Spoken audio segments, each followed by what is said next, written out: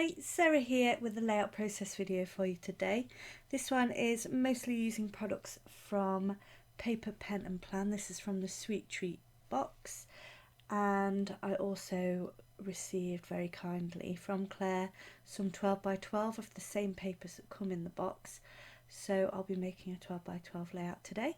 I also have some distress oxides, as you can see down the side, and I've also just prepped my paper with some Liquitex clear gesso so that I can add water and inks and not worry about the paper pilling and just ending up with holes in it. So as you can see, I've just decided to prep that small journaling card as well so that I can add some colour onto that too. So I've got my picture here, I'm just adding that to some more of the paper that came in the box and trimming it down just to create a nice border around my photo, which is of my little boy running through a wood at Cork Abbey. And now I'm happy with that and I've trimmed everything down. I'm going to rip apart some more of the papers from the box, and I'm using the smaller pieces. There were larger ones that are more, I think they're about A4 as well, and I'm going to layer them up behind my photo later. So first off, I want to prep this journaling card here. I'm just adding some distress oxide in a pale pink. I think this one's called Sponge Sugar, and then I also use Evergreen Bow, I think the other one is, which is a nice pale green. It can be darker, but I made sure I didn't press too hard and add too much of the colour of that, because it is quite a lot darker than the pink, and the pink is quite pale, but I add quite a few layers of that, and that was just with water. And now I'm going to press some through a stencil using blending tools for both of them, and this stencils also came in the box, so I'm just doing the green leaves and then doing pink for the acorn, because the colours within the kit are all a minty green and a pale pink, so I wanted it all to run through nicely like that. And then I'm just adding some dots of water just to add some interest to the leaves, and I do come back in and add an extra layer of pink over the top, just because I'd made it wash out too far with the pink because it is quite pale. Next up, I'm going to colour in some of the wooden pieces that came in the box, and I've got hello there, and also some leaves, some foliage, some mushrooms and acorns, and I do a bit of a, not exactly ombre, but the green into the pink. I blend the two together on two of those wooden pieces there, and they took the colour really nicely because I had already prepped them with gesso as well. I also did that autumn, which is just a paper die cut that came in the kit, but I've added gesso to it and then added ink on top, so it's sturdier. It was made sturdier with some gesso, so I was able to alter it a bit. And now I'm just going to start layering up my papers. I like to add foam to lift the layers up a little bit, add some more dimension. So I've got foam under my photo and foam under my main paper layer, and then I'm just going to add lots of pieces behind that, all peeking out around the edge, as you can see here. I just move them around and decide where I like the way they look. I'm trying not to end up with any proper straight edges. I want it all nice and ruffled up, so they're all just randomly teared, and then I'm trying to layer them up so that there's no colours that are quite samey together, trying to make sure that they're all mixed in nicely. This ribbon also, this raffia lace ribbon, came in the kit as well, so I've just added a little bit of 3D gloss gel to that just to make that stick down. With it being a fabricy kind of thing, I wanted it to make sure it would stick, and I don't think my tape runner would have done that justice.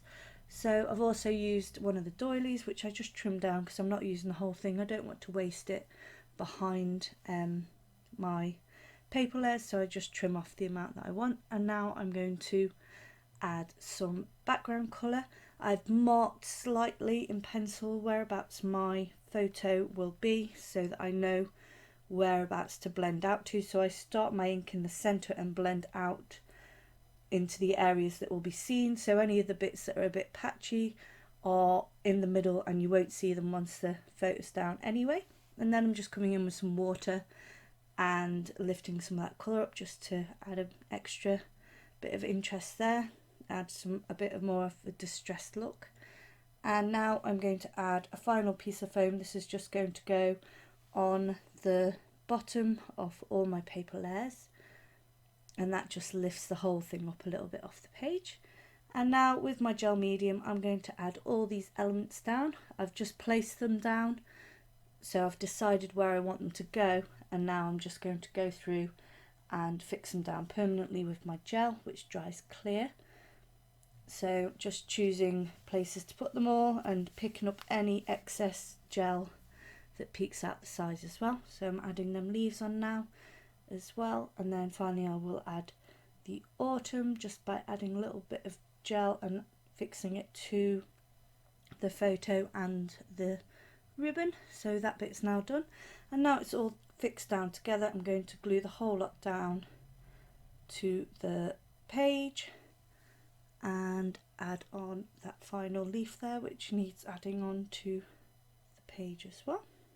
I was just adjusting it there. I needed to check that it was straight because I'm not tall enough to actually see over the top of my things as I'm going along, so I just lift it up every now and then. And now I'm just adding some washi from the also from the box, and the stickers were also from the box, so I'm just adding those in just for more interest, more layers. The stickers there I'm layering up with some words, and then I add one sticker on top of the wooden embellishments, but I add some gel just to make it stick a bit better.